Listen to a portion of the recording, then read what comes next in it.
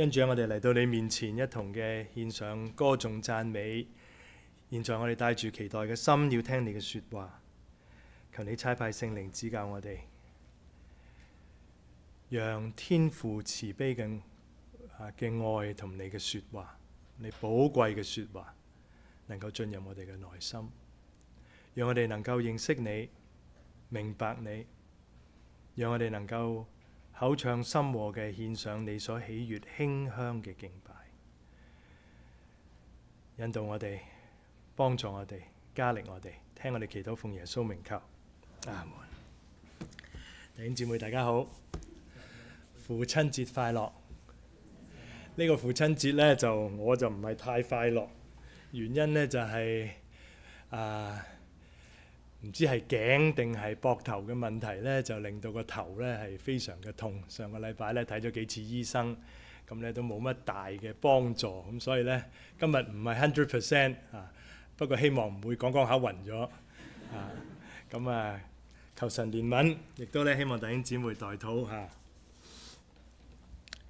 嚇。請你打開今日嘅家書呢，我哋喺敬拜一欄呢有講道嘅大綱嚇，咁你可以更加清楚嘅可以留意。2020年呢有一個好有趣嘅研究，個研究呢係嚟自瑞典同埋英國嘅研究員，訪問咗9個極端不同嘅非西方嘅文化群體non-Western 嘅 communities 一共呢225人，其中呢有狩獵嘅，有游牧民族，到呢係都市人都有。研究人員呢就請佢哋呢係為10種嘅氣味嚟到排名喎，10種嘅氣味嚟到排名，按照呢每個人自己你喜歡定唔喜歡，由1排到10，1呢就係你最中意嘅，10呢就係你最怕嘅、最難頂難聞嘅咁。咁呢225人9個極端不同嘅群體得出嘅結果係乜嘢呢？熒光幕上邊呢就係呢10個嘅排名啦。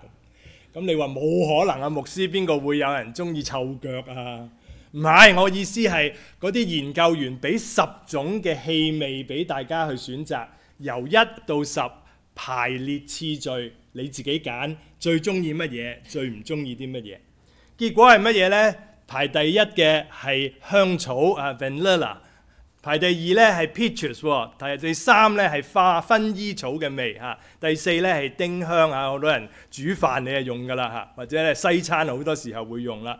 第5咧係玫瑰花嘅味，第6咧係香菇或者咧係蘑菇嘅味 mushrooms。第7咧開始奇怪啦山羊嘅汗臭sweaty goat。第8咧竟然係 dill peppers 燈籠椒。第9咧就係腐爛嘅魚腥味。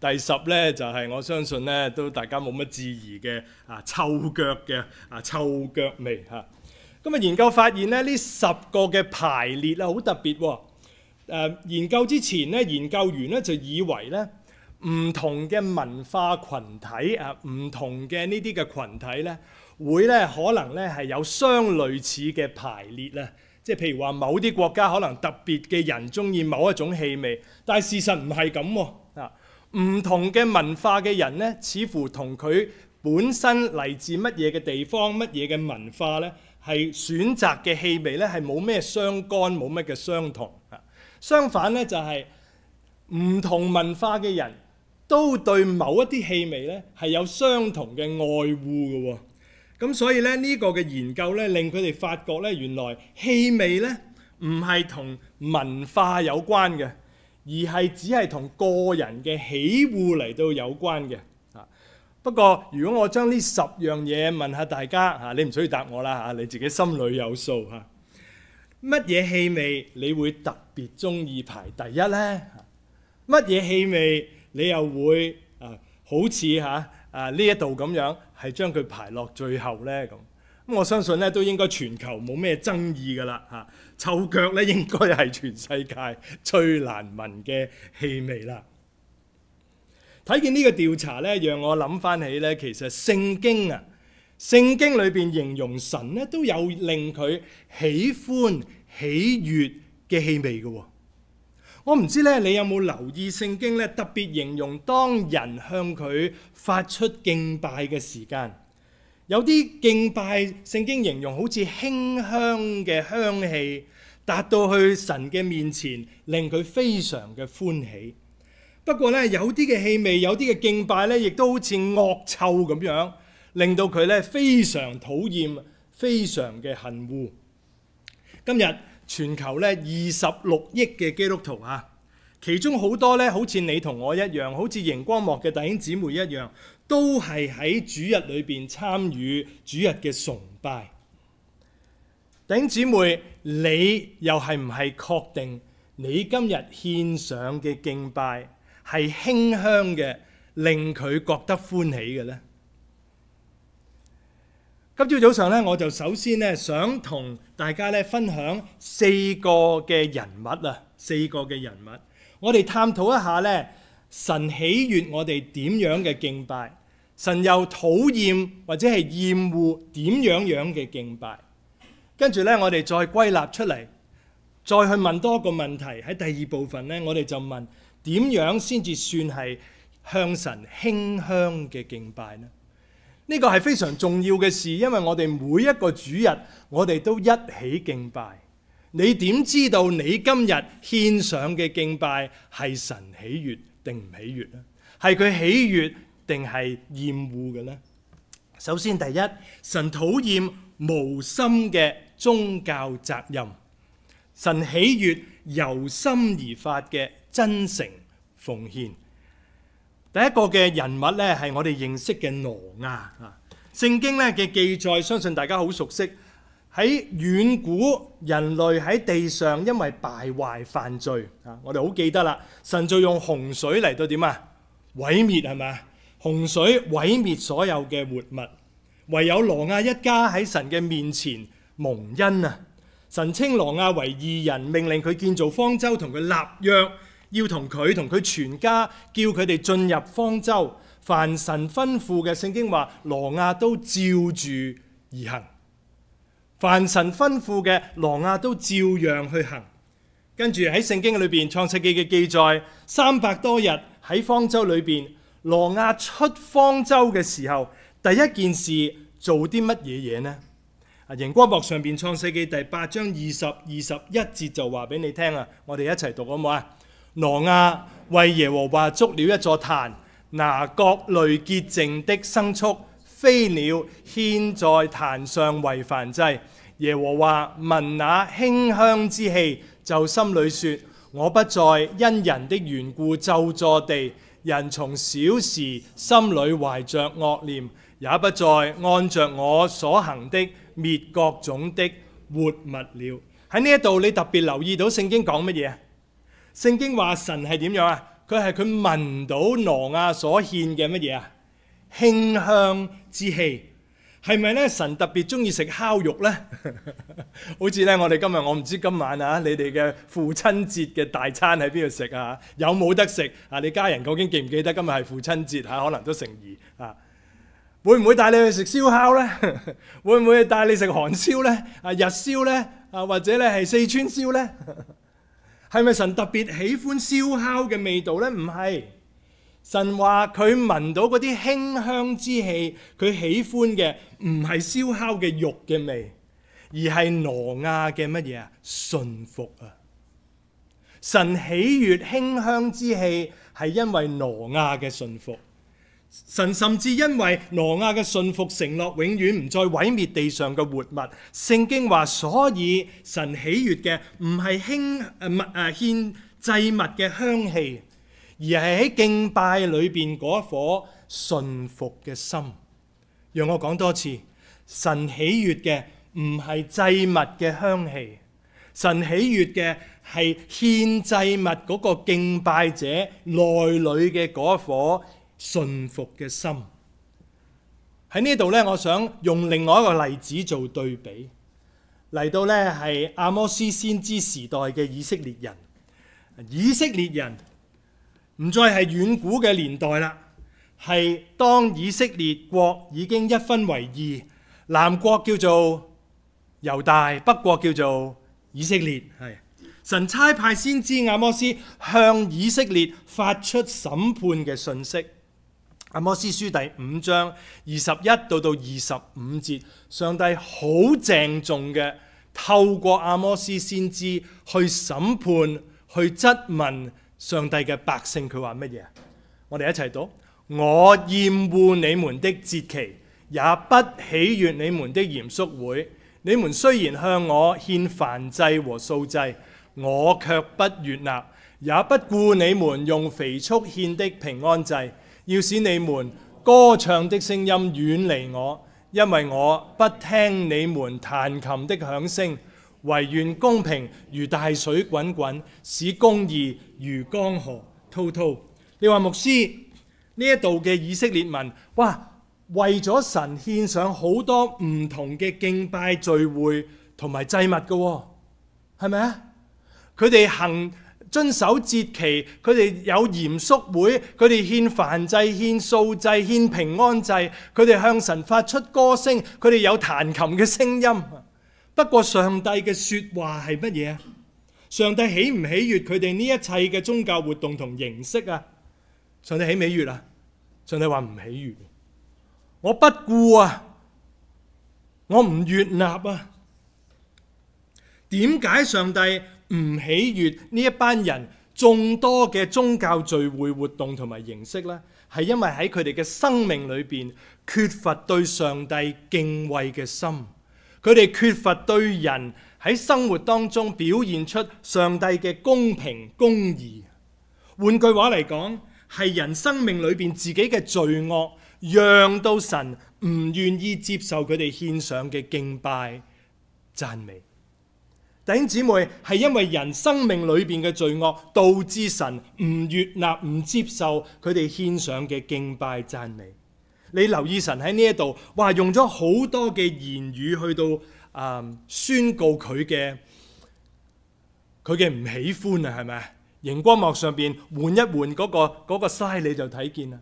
神話乜嘢啊？佢話我厭惡你嘅節期，我不喜悅你嘅嚴肅會。你需要獻上燔祭素祭，我唔悅納啊！我不顧你哋肥畜獻嘅平安祭，使你唱歌嘅聲音行開啲啊，離開我啊，遠離我，我唔要聽你彈琴嘅聲音啊！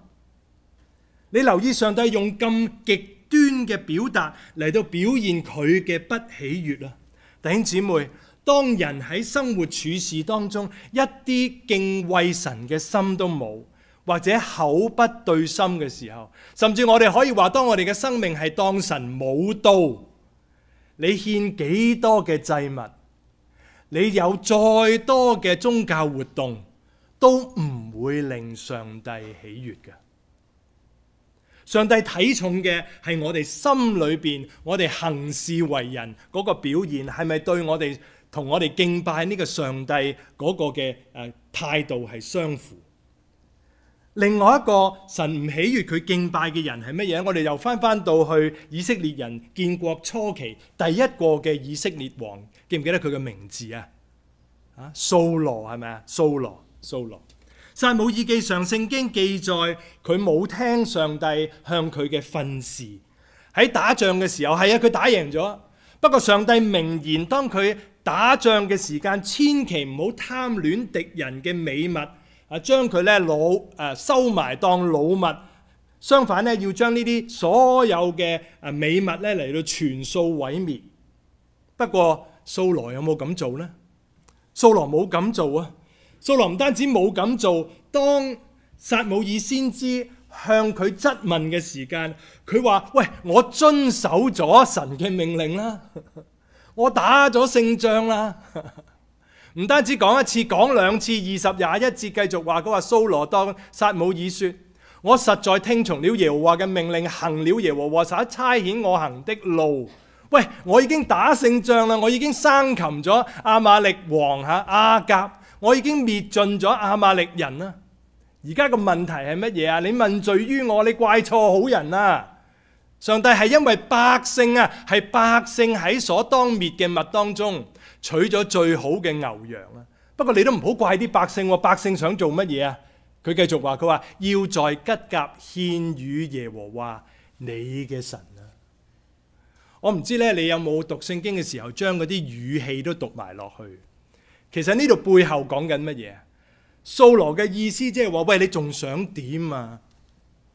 你係咪要求過分咗啊？上帝啊，我已經為你打仗，我已經打勝仗啦。係，而家嗰啲老物係被收買，係最好嘅嘢係留翻起，好似冇聽你話。不過佢哋咁做都係為咗獻祭俾你啫。你想點啊？有陣時我哋會唔會都係咁講啊？上帝啊，或者唔應該會同上帝講，牧師啊，9點半我都坐定定喺度崇拜啦，你仲想點啊？仲要做幾多嘢啊？仲要為教會點啊？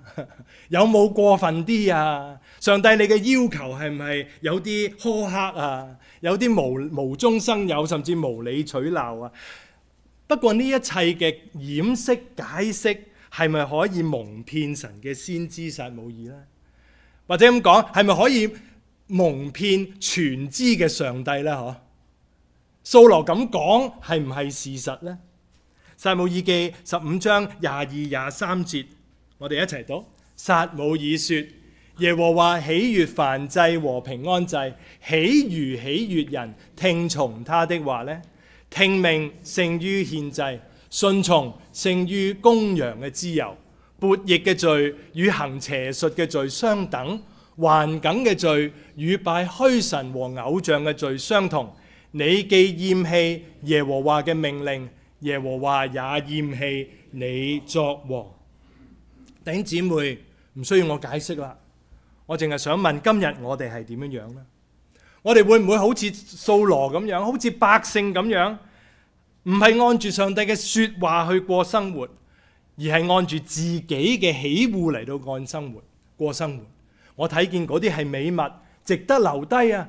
最多我喺留低當中，我獻啲俾上帝啦，咁神咪喜悅咯，咁神咪唔好咁多聲氣咯。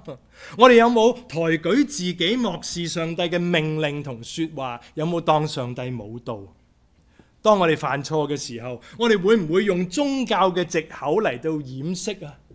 我哋做錯事嘅時候，會唔會時常係用推卸責任俾其他人嚟到作掩護呢？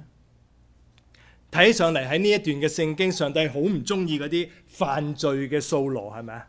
好唔中意嗰個唔聽上帝說話嘅掃羅，唔悅納咧掃羅向神獻上嘅敬拜。不過嚟到第4個例子嘅時間，我哋就會睇出真正嘅問題其實唔係掃羅嘅犯罪啊！聖經裏邊另外仲有一個人，同掃羅一樣都係王，同掃羅一樣人生當中都犯嚴重嘅錯誤，但係神對佢喺犯罪時候所獻嘅敬拜，卻係有截然不同嘅反應。呢個係邊個啊？大衛。大衛啊！我哋好熟悉大衛嘅故事，特別係佢呢一個嚴重罪嘅故事，係咪啊？我哋記得大衛貪戀佢手下其中一個戰士叫做烏利亞，佢嘅妻子拔示巴。大衛唔單止犯咗不可姦淫嘅罪，當後來知道拔示巴因為大衛而懷孕，甚至咧係企圖蒙騙烏利亞，希望咧做一啲嘢令到烏利亞以為咧佢老婆嗰個骨肉係佢自己嘅，係烏利亞自己嘅，唔係大衛嘅。當事情要揭發嘅時候，大衛咧甚至命令佢嘅將軍約押喺戰場上邊去害死烏利亞，咁佢就可以殺人丈夫就淫人妻子啦，順理成章咧就接拔示巴咧入宮。喺呢一個更加係不可殺人嘅罪，一件嘅事情犯咗上帝10誡裏邊嘅3條：不可姦淫，不可作假見證陷害人，不可殺人。所以當神差派先知拿單向佢指出罪惡，好似之前撒母耳先知向掃羅指出佢嘅罪嘅時候，你留意大衛嘅反應同掃羅係截然不同。大衛嘅反應係咪抵賴啊？拿出證據來，咁係咪？我死口唔令，你咬我食啊！對唔住，粗魯咗少少，係咪啊？你有證據咩？又嗰陣時又冇 DNA 驗㗎，係咪啊？滴血認親都唔係太準嘅啫。你有證據，你咪話我啦。你冇證據，死無對證嚇，你奈我咩何？佢有冇好似掃羅咁樣推卸責任啊？喂，其實佢可以嘅喎。喂，係拔士巴喺天台引誘我喎，個鬼叫佢喺天台沖涼啊？係咪啊？鬼叫我睇到啊？我唔應該用個鬼字，唔好意思啊。總之唔係我嘅問題啊，係咪啊？佢要咁做係佢嘅不是，係佢嘅錯。你留意大衛唔係用呢啲嘅方法嚟到推卸自己犯罪嘅藉口。大衛立時當拿單指控佢嘅時候，佢嘅反應係認罪悔改。點解我哋會知啊？因為佢向神認罪嘅禱告寫咗喺聖經裏邊啊。詩篇51篇，我哋喺第4節嘅時間，我哋讀到大衛向神認罪，求神寬恕。經文話，佢話我向你犯罪啊，唯獨得罪了你，在你眼前行了這惡，以致你責備我嘅時候顯為公義，判斷我嘅時候顯為清正。佢有冇話你仲想點啊？冇喎，佢話你啱，我係犯罪，我係得罪咗你嘅神。跟住佢話，求你掩面不看我嘅罪。第9、第10節，塗抹我一切嘅罪孽。我哋一齊讀，神啊，求你為我做清潔的心，使我裏邊重新有正直嘅靈。弟兄姊妹，重要嘅係喺呢個關鍵嘅時刻，冇錯，大衛係犯罪，冇錯，大衛係犯咗一個嚴重嘅罪。但係喺呢個重要嘅時刻，佢睇到，佢認清上帝真正想睇見嘅係咩嘢？點解我哋會知呢？因為頭先我哋喺詩篇51篇16、17節嘅時候，我哋已經讀到啦。我哋一齊讀：你本不喜愛祭物，若喜愛我就獻上；燔祭你也不喜悅。神所要的祭就是憂傷的靈。神啊，憂傷痛悔的心，你必不輕看。對比之前嘅掃羅向神嘅敬拜，上帝喜唔喜悅啊？上帝唔喜悅。點解大衛喺呢個時間獻上佢嘅敬拜，神相反喜悅呢？因為兩個敬拜者嘅內心截然不同。神唔喜悅掃羅嘅敬拜，唔係因為掃羅犯罪而已，係因為掃羅喺犯罪嘅裏邊，佢仍然自圓其說啊！佢唔願意悔改啊，係佢嘅唔願意悔改，令到上帝唔悅納佢嘅敬拜。嚟到神嘅面前，神唔需要一個完美嘅人，神唔需要一個從冇犯錯嘅人，神需要嘅係你同我願意承認自己有問題啊！為自己嘅罪而憂傷，嚟到上帝嘅面前痛悔認罪，求寬恕。如果有一個咁嘅人嚟到上帝嘅面前，上帝會唔會話：切，我就唔睇你啦，我唔會悅納你嘅敬拜？會唔會咁講？會唔會啊？弟兄姊妹，會唔會？唔會啊！有一個咁樣願意向佢嘅面嚟到佢面前求寬恕、獻上敬拜嘅人，上帝絕對唔會掩面不看。相反，神係珍而重之。弟兄姊妹，遇上憂傷痛悔嘅人嚟到神面前獻上敬拜，聖經應許你主乜嘢啊？必不輕看。主必不輕看。弟兄姊妹，呢個係一個幾大嘅恩典，呢個係一個何等嘅安慰。讓我哋喺呢度，你哋要停一停，諗清楚究竟上帝喺度做緊啲咩嘢。原來神唔係需要一個完美無瑕疵嘅你同我，佢唔係需要一個聖潔無瑕好聖人一樣頭殼頂有光環嘅人先至去敬拜佢，佢先會喜悅。唔係，神喜悅嗰啲犯錯而願意向神求寬恕、向佢發出敬拜心嘅人啊。相反，嗰啲自以為自己嘅罪不斷揾藉口、不斷推卸責任，就算佢好似我哋頭先咁講，再多嘅敬拜，獻上再名貴嘅禮物，甚至你捐再多嘅錢，神都悅唔悅納啊？不悅納啊！因為神討厭無心嘅宗教責任，神喜悅由心而發嘅真誠奉獻。讓我再講多次，神討厭無心嘅宗教責任，神喜悅由心嘅真誠奉獻。嚟到呢度，咁我哋問第二個大問題啊，點樣先至算係馨香嘅祭獻上作為敬拜神呢？喺呢一度，聖經帶我哋咧再一次睇翻耶穌嘅榜樣。希伯來書第10章第5到第7節，聖經咁樣話，讓我先讀，邀請大家跟住我讀啦。之後，所以基督到世上來的時候，就說：神啊，祭物和禮物是你不願意的，你曾給我預備了身體，燔祭和贖罪祭是你不喜歡的。那時我說：神啊，我來了，為要照你的旨意行。我哋一齊讀，我的事在經卷上已經記載了。我想問下呢度所講嘅我係邊個？你知唔知道啊？耶穌，冇錯。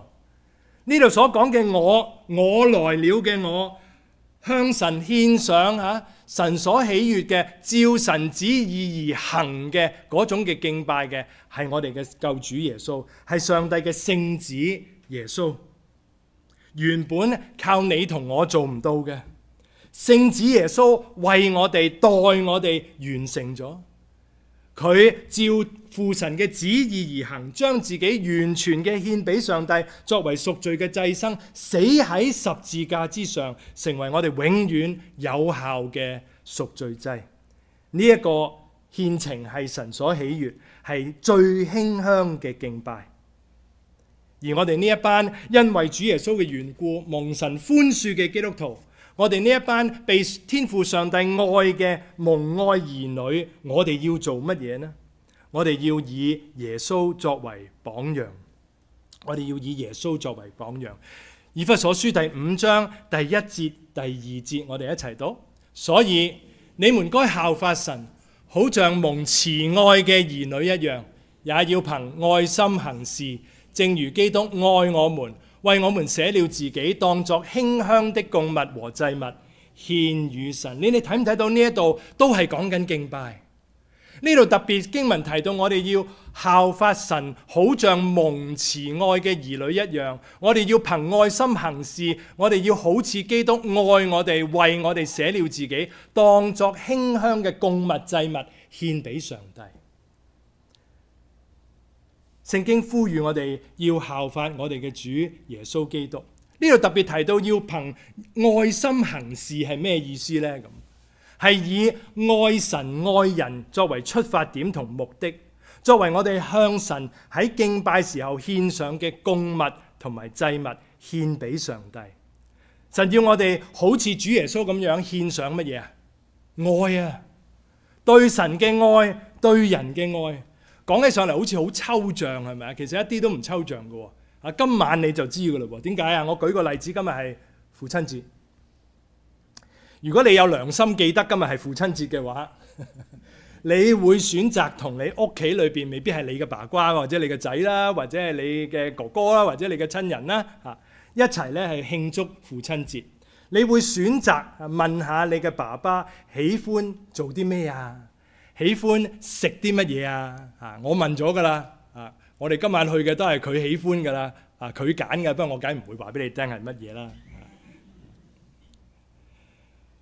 我哋會喺父親節選擇同爸爸做一啲佢中意嘅嘢，係咪啊？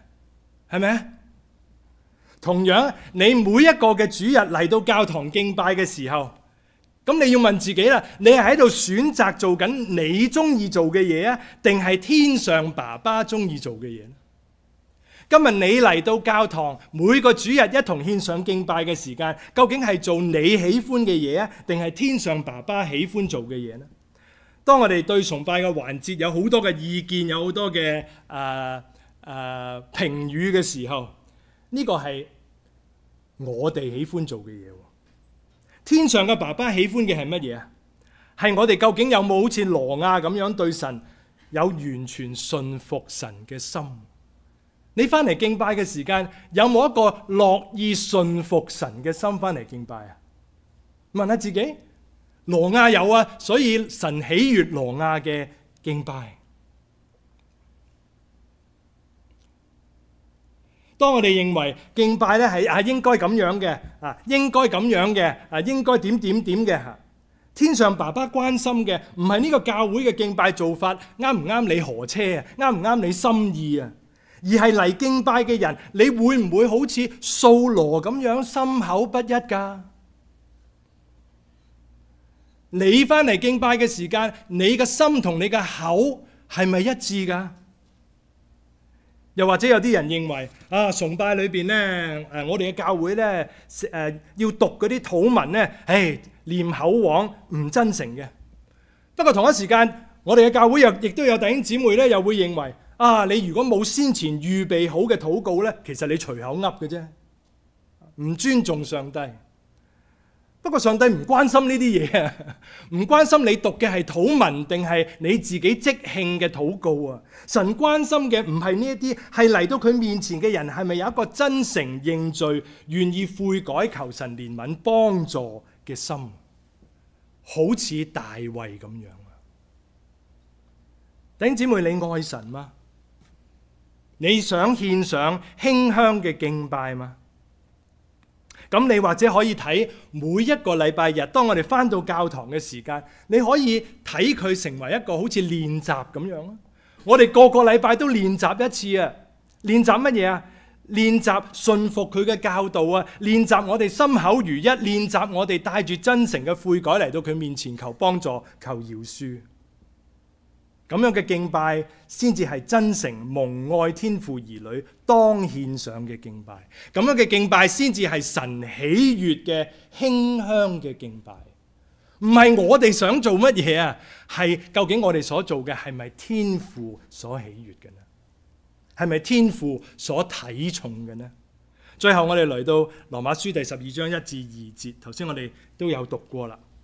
我哋非常熟悉嘅經文，甚至可能你都識背，有啲團契嘅團訓都係呢一段，我哋一齊讀。所以弟兄們，我以神嘅慈悲勸你們，將身體獻上，當作活祭，是聖潔嘅，是神所喜悅嘅。你們如此侍奉，乃是理所當然的。不要效法這個世界，只要心意更新而變化，叫你們察驗何為神的善良、純全、可喜悅的旨意。冇錯，今日因為有耶穌作為我哋完全嘅贖罪祭，佢已經獻上啦。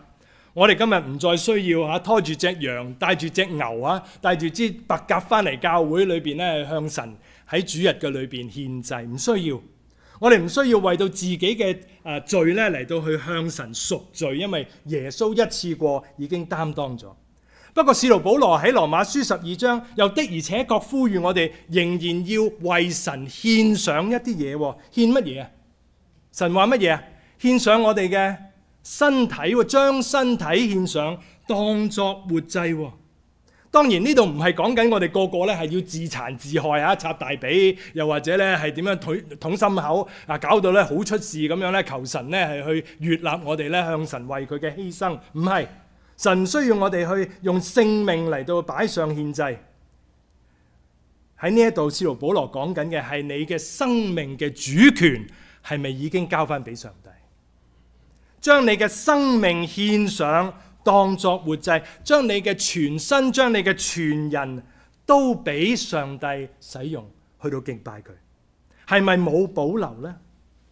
諗一諗，當你去敬拜神嘅時間，係咪淨係頭腦嘅一個嘅活動呢？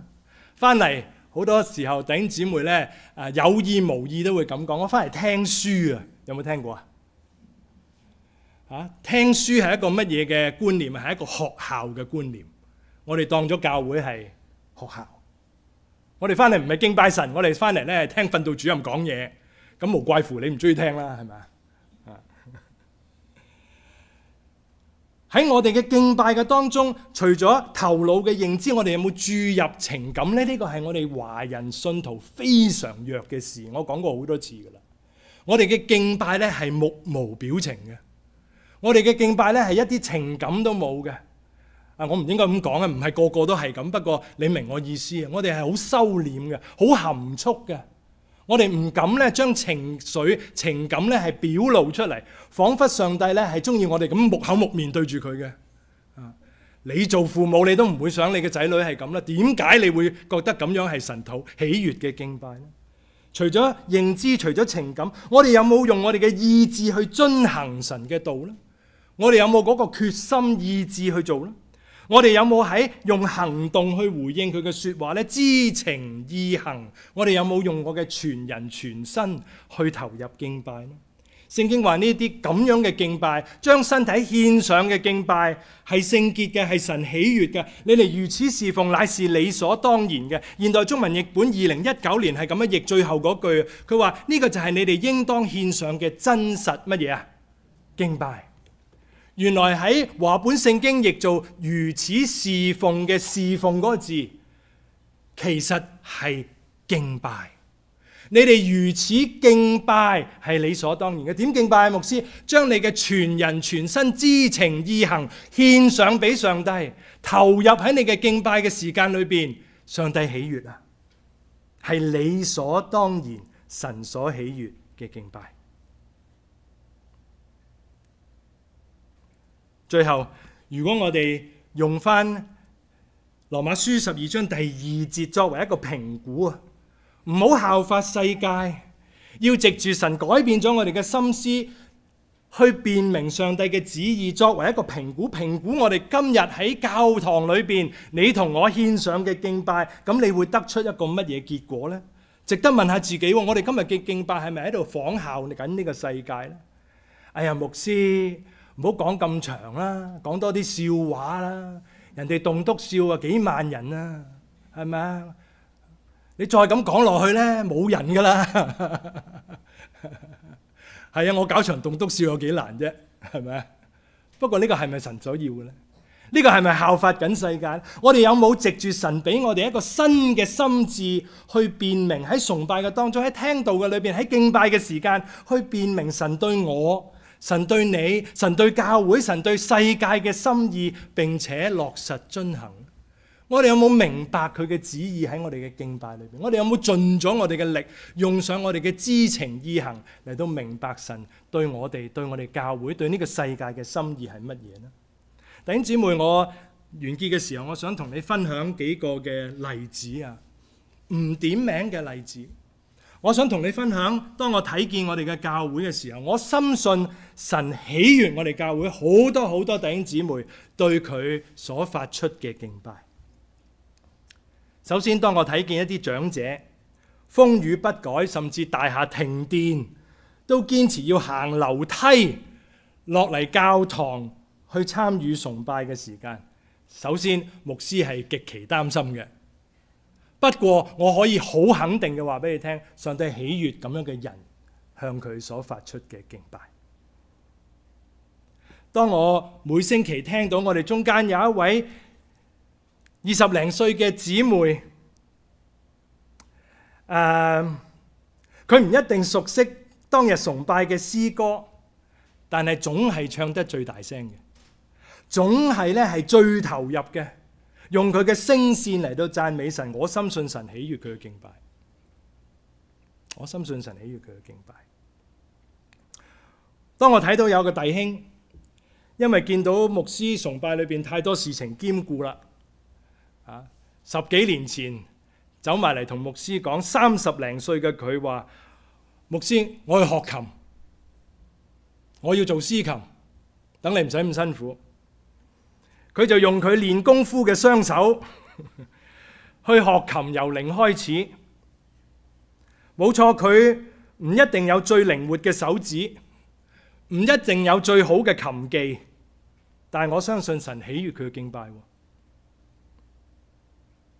當我睇見有一位姊妹，本來任何人都可以體諒佢身體嘅情況，甚至會認為佢喺屋企睇電視直播嘅崇拜仲好啦。咁，但係佢係仍然堅持坐住輪椅，都嚟到禮堂嘅當中，同大家一齊敬拜讚美上帝。我深信神見到佢嘅敬拜係乜嘢啊？必不輕看。各位弟兄姊妹朋友，今日你獻上嘅係點樣嘅敬拜呢？希望唔會係虛假無心，引嚟上帝厭惡，哇，惡臭熏天嘅敬拜。盼望更加似嘅係馨香之氣，係令上帝喜悅嗰個馨香嘅敬拜。願主幫助我哋。完結嘅時候，讓我哋同讀羅馬書第12章第1節，成為我哋今日嘅金句同埋提醒，讓我哋獻上自己全人作活祭嚟到敬拜上帝，係神所喜悅嘅。我哋一齊讀。所以弟兄們，我以神的慈悲勸你們，將身體獻上當作活祭，是聖潔的，是神所喜悅的。你們如此侍奉，即係敬拜，乃是理所當然的。我哋同心祈禱。天父，我多謝你，因為透過聖經好多唔同嘅人物，你讓我哋明白知道，你討厭嗰啲無心嘅宗教責任，相反你喜悅嘅係我哋由心而發、真誠向你嘅奉獻。神啊，幫助我哋留意我哋獻上嘅到底係咪你所喜悅馨香嘅敬拜？我哋係咪效法耶穌嘅榜樣呢？我哋係咪以愛神愛人嘅心嚟到咧喺敬拜嘅當中獻上？我哋係咪全人全心嘅、全身嘅知情意行嚟到投入去敬拜上帝？當聖經提醒我哋唔好效法世界，相反要藉住已經被上帝改變嘅心思去辨明神嘅心意嘅時候，讓我哋再一次留心，我哋喺我哋敬拜嘅時候，我哋喺敬拜嘅當中，我哋究竟效法緊乜嘢？我哋效法你定係效法世界？我哋有冇用已經被你改變嘅心思，定係用我哋嘅老我去批評敬拜？還是我哋透過敬拜認識真理，辨明你嘅旨意，對我哋每一個，亦都對我哋嘅教會，甚至對世界，以致我哋能夠落實、跟隨、遵行。因為呢一個先至係你所喜悅嘅敬拜，咁樣嘅敬拜係理所當然嘅。仲係多謝你，多謝你說話嘅提醒，聖靈幫助我哋，特別喺呢一個聖靈降臨期嘅時間，時常提醒我哋向你獻上你所喜悅，唔係人所喜悅，甚至唔係自己所喜悅，係你所喜悅嘅敬拜。